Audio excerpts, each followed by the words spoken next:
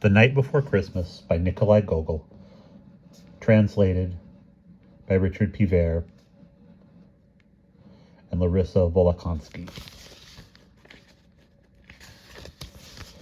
The last day before Christmas had passed. A wintry, clear night came. The stars peeked out. The crescent moon rose majestically in the sky to give light to good people and all the world, so that everyone could go caroling merrily and glorify Christ. Among us, to go caroling, kolayadovat, means to sing songs called kolaydakai under the windows on Christmas Eve. The master or mistress of the house, or anyone staying at home, always drops into the caroler's sack some sausage or bread or a copper coin, whatever bounty they have. They say there used to be an idol named Kolayda, who is thought to be a god, and that is where kolaydakai comes from. Who knows? It's not for us simple people to discuss it. Last year, Father Osip forbade going caroling around the farmsteads, saying folk were pleasing Satan by it. However, to tell the truth, there's not a word in the kolaydakai about Kolayda. They often sing of the nativity of Christ, and in the end, they wish health to the master, the mistress, the children, and the whole household. The beekeeper's note. The frost had increased since morning, but it was so still that the frosty creaking under your boots could be heard for half a mile. Not one group of young lads had shown up under the windows of the houses yet. Only the moon peeked stealthily into them, as if inviting the girls sprucing themselves up to hurry and run out to the creaking snow. Here smoke curled from the chimney of one cottage and went in a cloud across the sky, and along with the smoke rose a witch riding on a broom.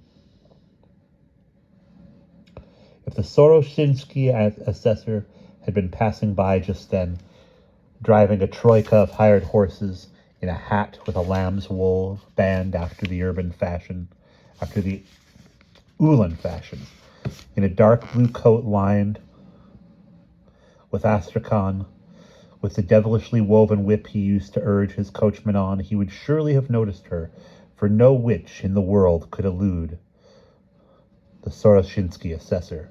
He could count off how many piglets each woman's sow had farrowed, and how much linen lay in every chest, and precisely which of his clothes and chattels a good man had pawned in the tavern of a Sunday.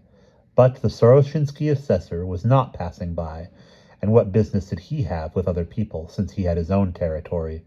And the witch, meanwhile, rose so high that she was only a black spot flitting overhead. But wherever the spot appeared, the stars disappeared from the sky one after another. Soon the witch had a sleeve full of them. 3 or 4 still shone.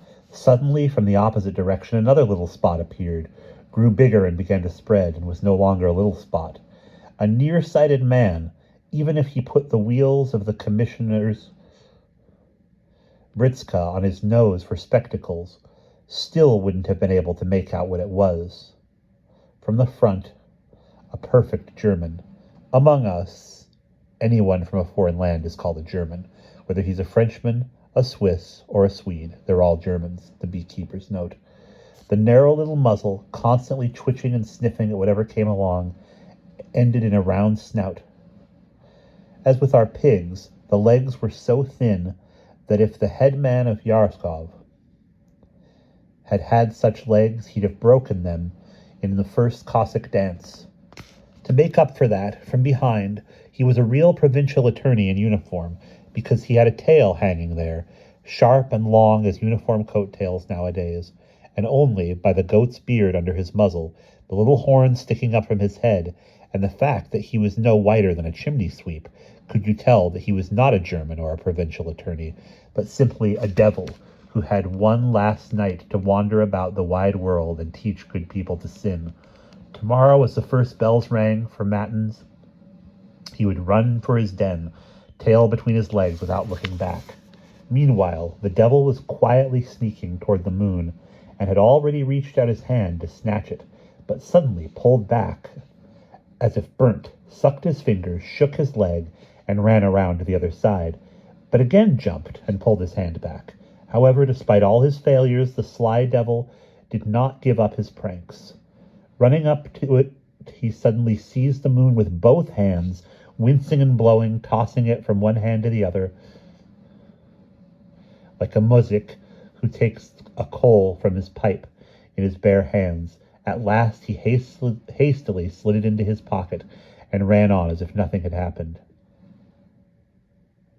In Diankna, nobody realized that the devil had stolen the moon.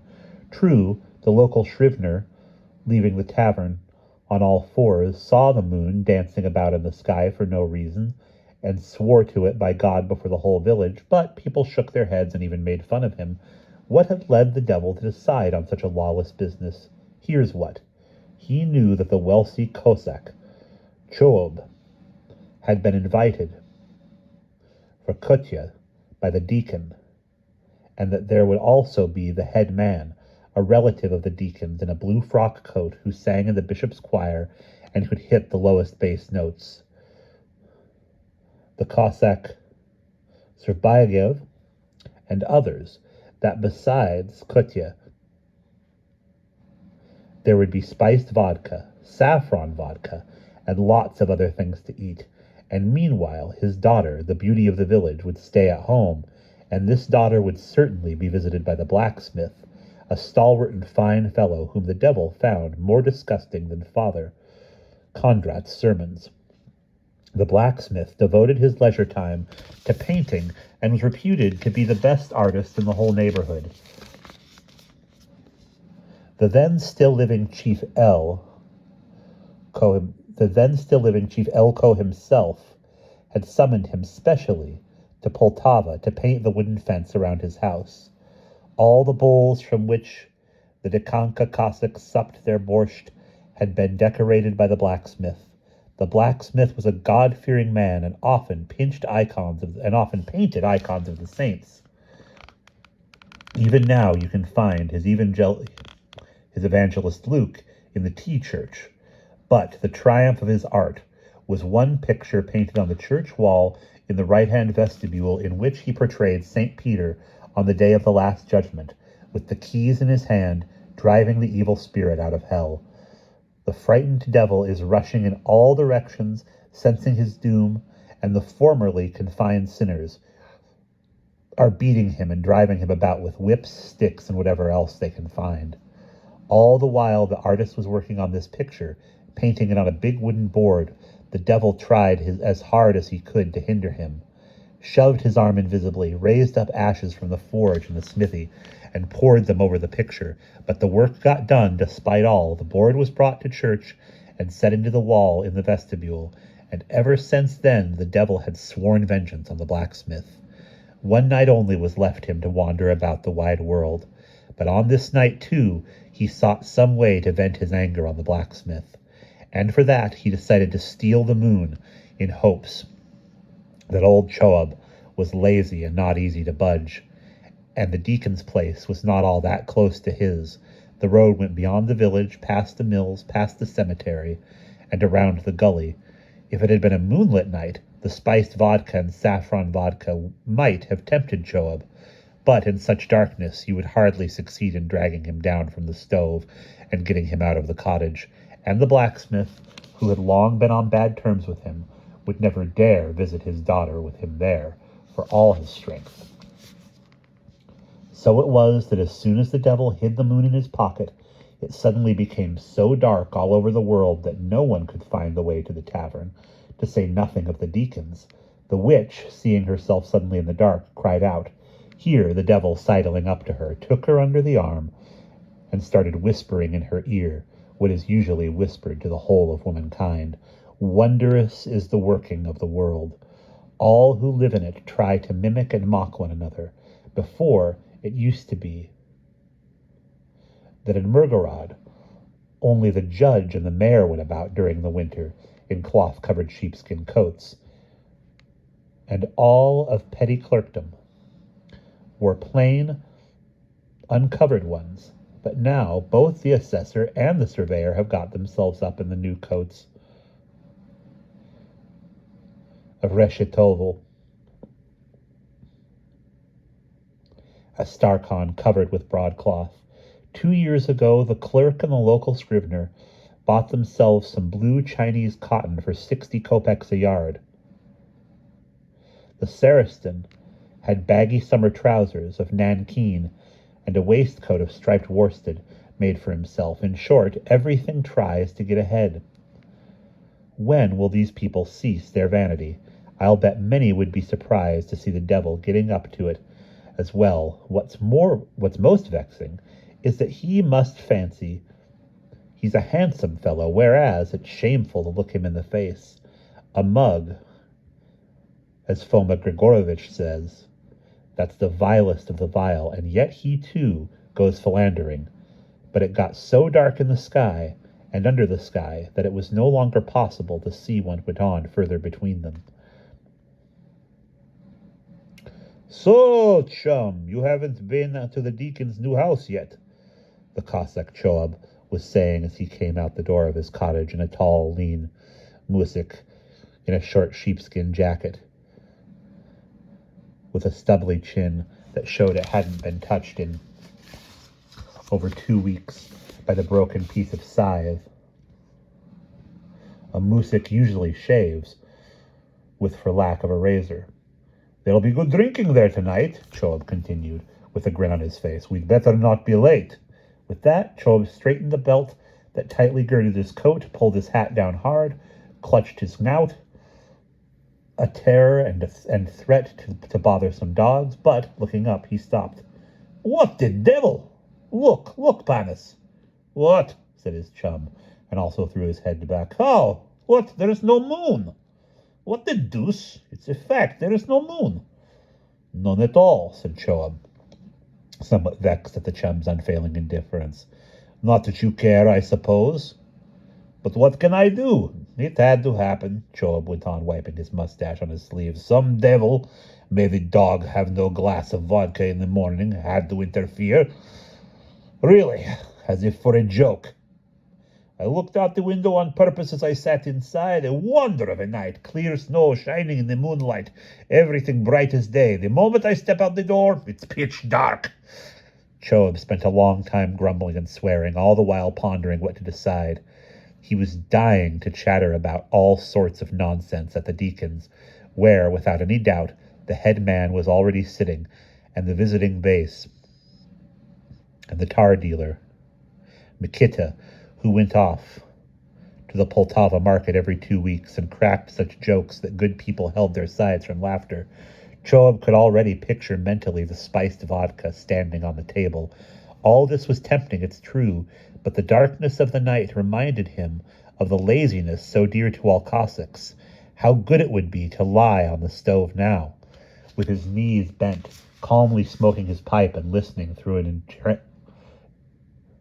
entrancing drowsiness to the carols and songs of the merry lads and girls coming in crowds to the windows.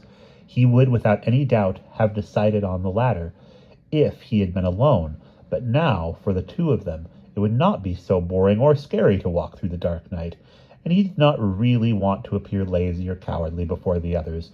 Having finished swearing, he again turned to his chum. "So there is no moon, chum?" "No."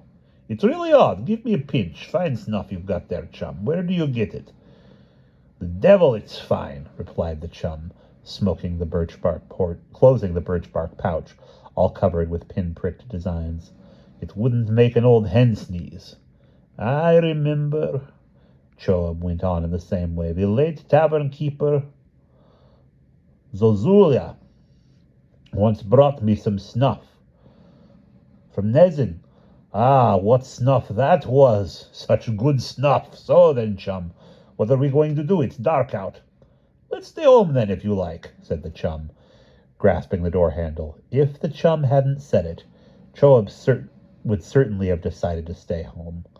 But now something seemed to tug at him to do the contrary. "No, chum, let's go. It's impossible. We have to go." Having said that, he was already annoyed with himself for it. He very much disliked dragging himself anywhere on such a night, but it was a comfort to him that he himself had purposely wanted it, and was not doing as he had been advised. The chum, showing not the least vexation on his face, like a man to whom it was decidedly all the same whether he stayed home or dragged himself out, looked around, scratched his shoulders with the butt of his whip, and the two chums set out on their way. Now let's have a look at what the beautiful daughter was doing left alone. Oksana had not yet turned 17, but already in almost all the world on this side of the Kanka and on the other, the talk was of nothing but her. The young lads, one and all, declared that there had never been nor ever would be a better girl in the village. Oksana knew and heard all that was said about her, and was capricious, as beauties will be, if she had gone about not in a checkered wraparound and a woolen apron, but in some sort of capote. She would have sent all her maids scurrying. The lads chased her in droves, but, losing patience, gradually dropped out and turned to others less spoiled. The blacksmith alone persisted, and would not leave off his wooing, though he was treated no better than the rest. After her father left, she spent a long time dressing up and putting on airs before a small tin-framed mirror, and couldn't have enough of admiring herself. "Why is it that people decided to praise my prettiness?" she said as if distractedly, so as to chat with herself about something. "People lie. I'm not pretty at all." But in the mirror flashed her fresh face, alive in its child's youngness, with shining dark eyes, and an inexpressibly lovely smile, which burned the soul through, and all at once proved the opposite. "Are my dark eyebrows and eyes," the beauty went on, not letting go of the mirror, "so pretty that they have no equal in the world? What's so pretty about this upturned nose and these cheeks and lips? As if my dark braids are pretty. Ugh! They could be frightening in the evening. They twist and twine around my head like long snakes. I see now that I'm not pretty at all." And then, holding the mirror further away from her face, she exclaimed, "No, I am not pretty. No, I am pretty. How pretty. I wonder what joy I'll bring to the one whose wife I become. How my husband will admire me. He won't know who he is. He'll kiss me to death." "A wonderful girl," the blacksmith, who had quietly come in, whispered. "And so little boasting. She's been standing for an hour looking in the mirror and hasn't had enough. And she even praises herself aloud." "Yes, lads, am I a match for you? Just look at me," the pretty little coquette went on. "How smooth my step is. My skirt is embroidered with red silk, and what ribbons in my hair. You won't see richer galloons ever. All this my father bought so that the finest fellow in the world would marry me." And smiling, she turned around and saw the blacksmith. She gave a cry and stopped sternly in front of him. The blacksmith dropped his arms. It's hard to say what the wonderful girl's dusky face expressed.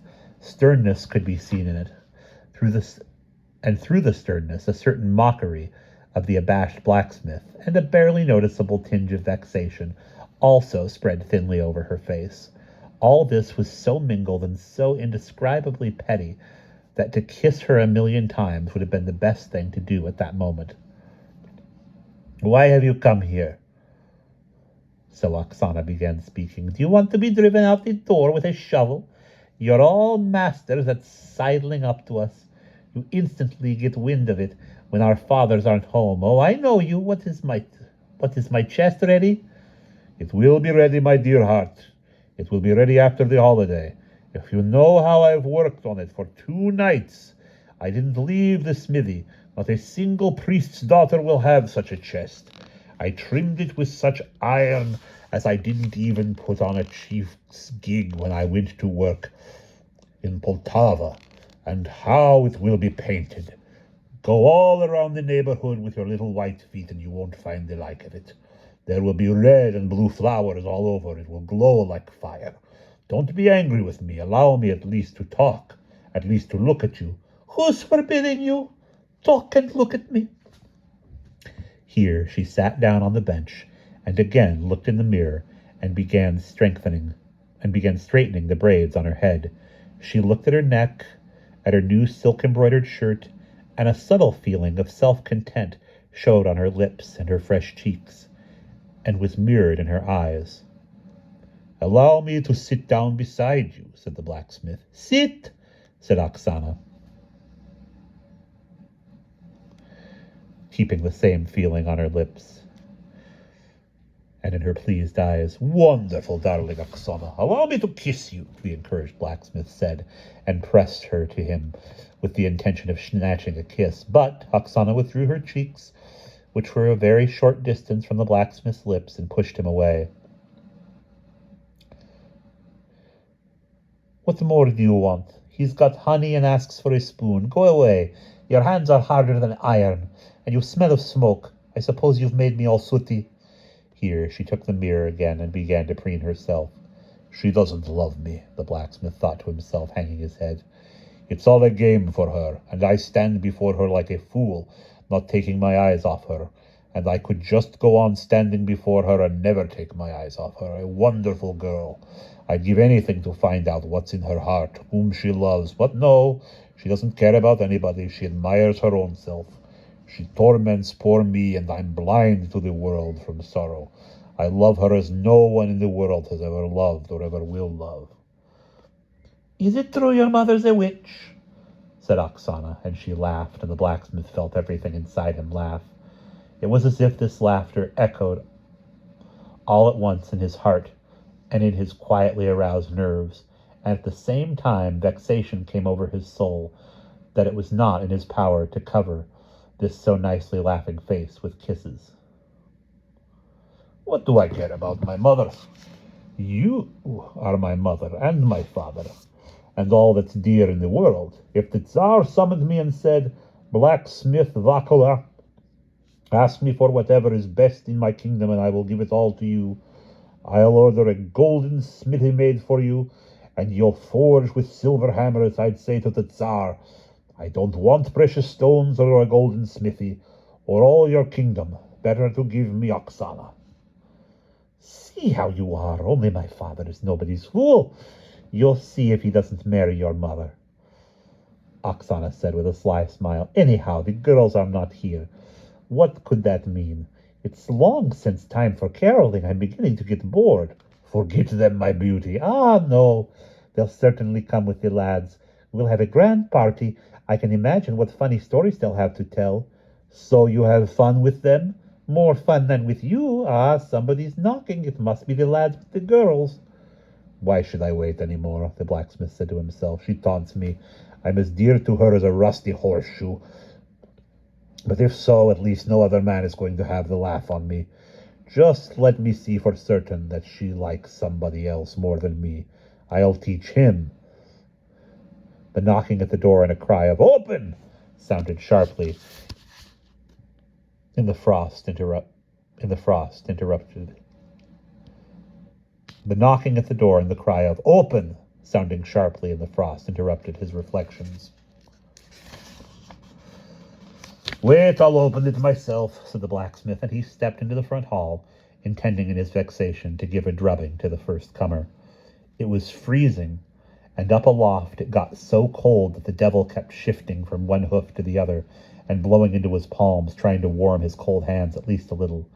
It's no wonder, however, that somebody would get cold who had knocked about all day in hell, where, as we all know, it is not so cold as it is here in winter, and where a chef's hat on his head, and standing before the hearth like a real cook, he had been roasting sinners with as much pleasure as any woman roasts sausages at Christmas.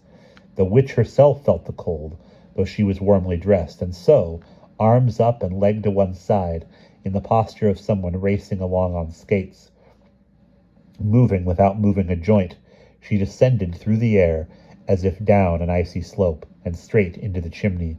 The devil followed after her in the same fashion, but since this beast was nimbler than any fop in stockings, it was no wonder that at the very mouth of the chimney he came riding down on his lover's neck, and the two ended up inside the big oven among the pots. The traveler quietly slid the damper aside to see whether her son, Vakula, had invited guests into the house, but seeing no one there except for some sacks lying in the middle of the room, she got out of the oven, threw off her warm sheepskin coat, straightened her clothes so no one would have been able to tell them so no one would have been able to tell that a minute before she had been riding on a broom. The mother of the blacksmith, Vakula, was no more than 40 years old. She was neither pretty nor ugly. It's hard to be pretty at such an age. Nevertheless, she knew so well how to charm the gravest of the Cossacks over to herself. It won't hurt to observe in passing that they couldn't care less about beauty, that she was visited by the head man and the deacon. Osip Nikiforovich, when his wife wasn't home, of course, and the Cossack Korenichov, and the Cossack Cassian Serbaigov. And, to do her credit, she knew how to handle them very skillfully. It never occurred to any of them that he had a rival. If on Sunday a pious mushik, or squire, as the Cossacks called themselves, wearing a cloak with a hood, went to church, or, in case of bad weather, to the tavern, how could he not stop by Solika's to eat fatty dumplings with sour cream and chat in a warm cottage with a talkative and gregarious hostess? And for that purpose the squire would make a big detour before reaching the tavern, and called it stopping on the way.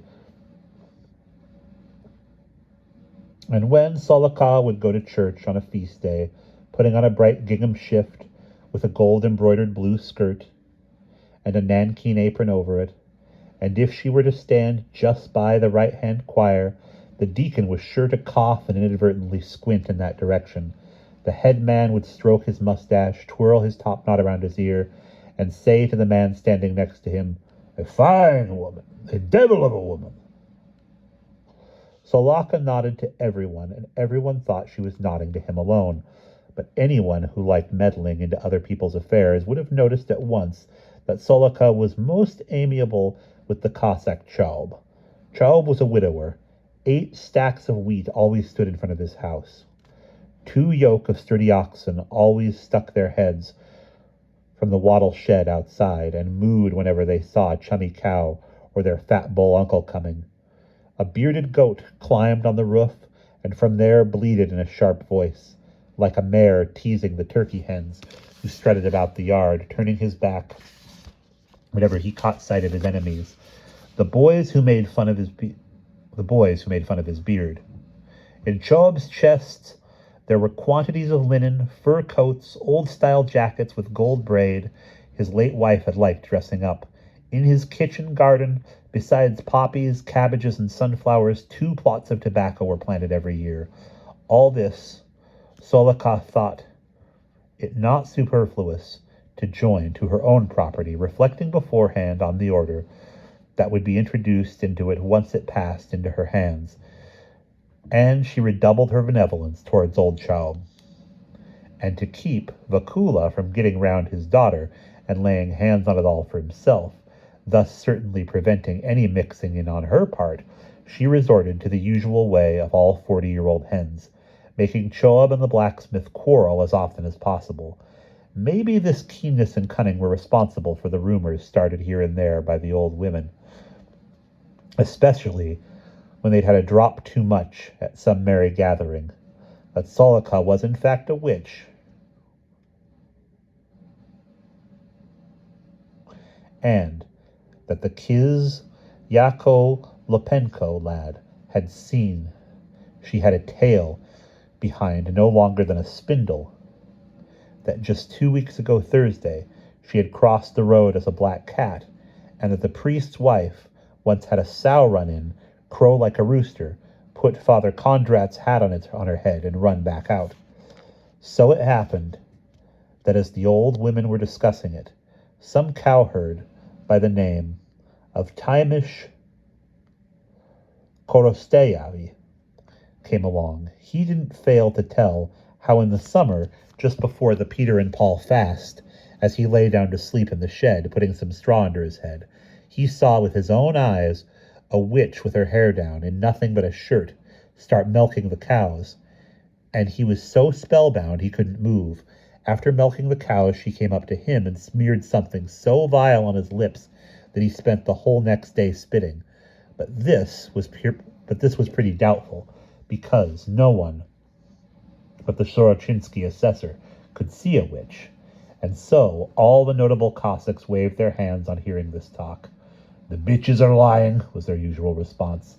Having climbed out of the oven and straightened her clothes, Solika, like a good housekeeper, began tidying up and putting things in order, but she didn't touch the sacks. Vakula brought them in, let him take them out. Meanwhile, the devil, as he was flying into the chimney, had looked around somehow inadvertently and seen Choab arm in arm with his chum already far from his cottage. He instantly flew out of the oven, crossed their path, and began scooping up drifts of frozen snow on all sides. A blizzard arose, the air turned white. A snowy net swirled back and forth, threatening to stop up the walkers' eyes, mouths, and ears. Then the devil flew back down the chimney, firmly convinced that Choab and his chum would turn back, find the blacksmith, and give him such a hiding that it would be long before he was able to take his brush and paint any offensive caricatures. In fact, as soon as the blizzard arose and the wind began cutting right into their eyes, Choab showed repentance, and pulling his ear-flapped hat further down on his head, treated himself, the devil, and the chum to abuse. However, this vexation was a pretense. Choab was very glad of the blizzard. The distance to the deacons was 8 times longer than they had already gone. The travelers turned back. The wind was blowing from behind them, but they could see nothing through the sweeping snow. "Wait, chum, I don't think this is the right way," Choab said after a short while. "I don't see any houses. With a blizzard.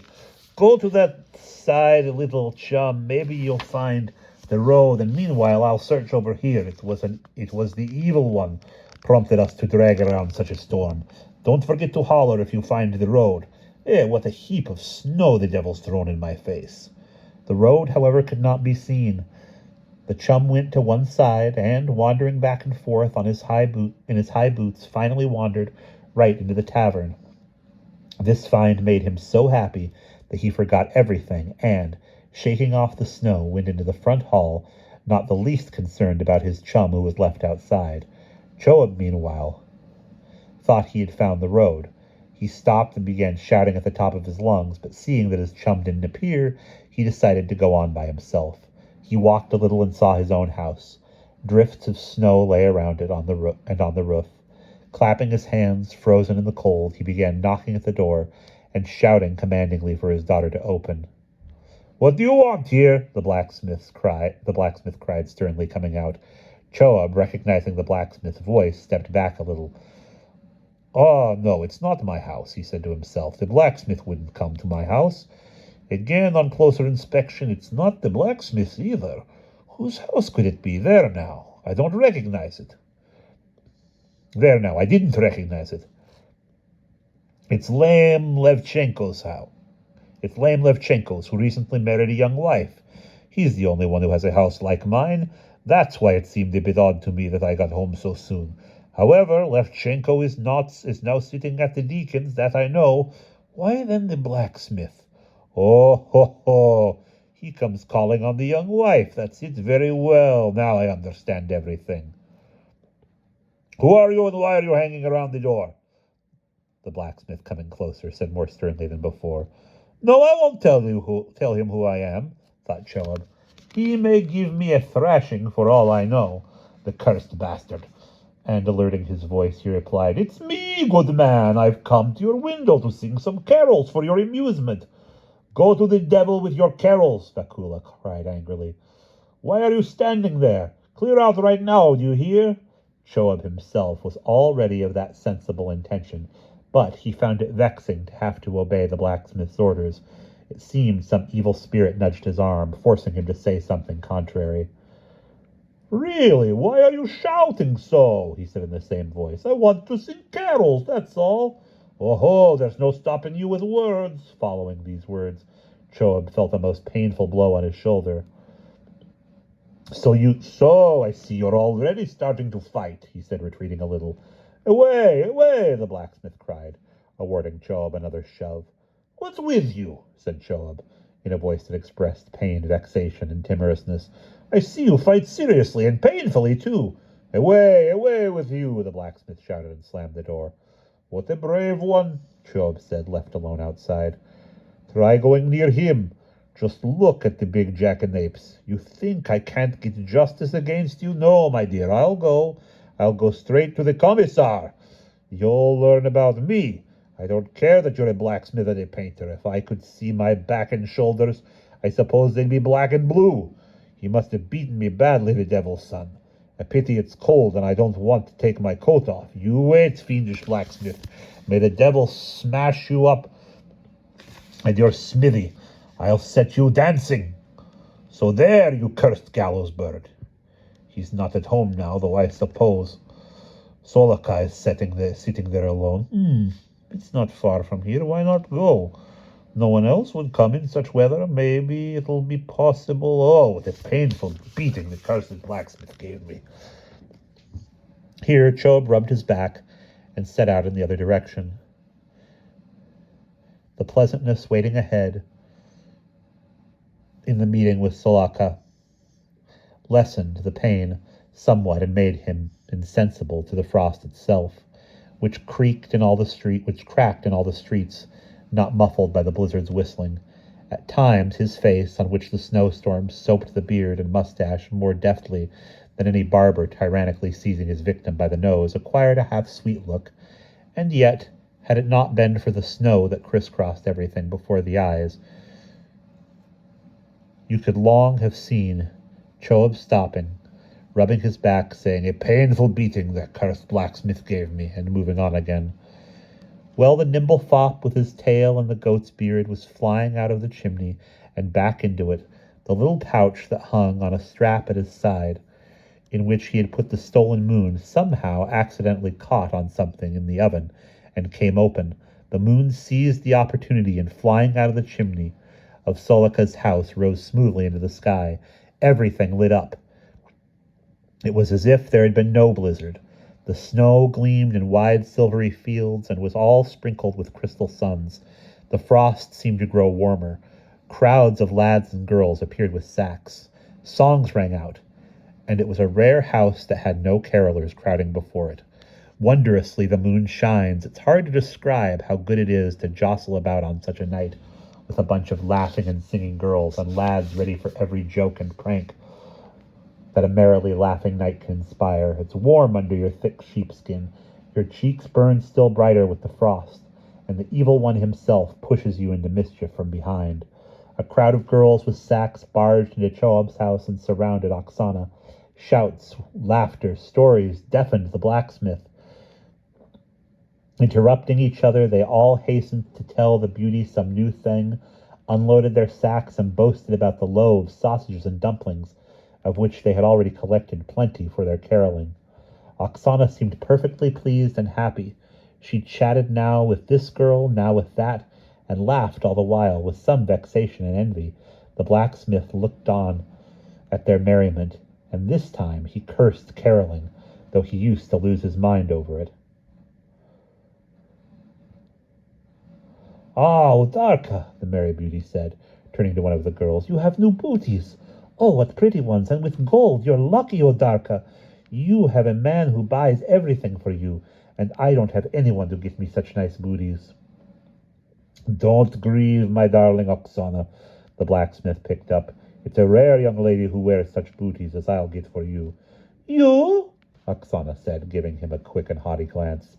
"I'd like to see where you're going to get booties such as I could wear on my feet, unless you bring me the ones that Tsarina wears. The Tsaritsa wears." "See what she wants!" the crowd of girls shouted, laughing. "Yes," the beauty proudly proclaimed. "You'll all be my witnesses if blacksmith Vakula brings me the very booties the Tsaritsa wears. I give my word that I'll marry him at once." The girls took the capricious beauty with them. "Laugh, laugh," said the blacksmith, following them out. "I'm laughing my own self. I think I can't decide what's become of my reason. She doesn't love me, so God be with her. As if Oksana's the only one in the world. Thank God there are lots of nice girls in the village besides her. And what is this, Oksana?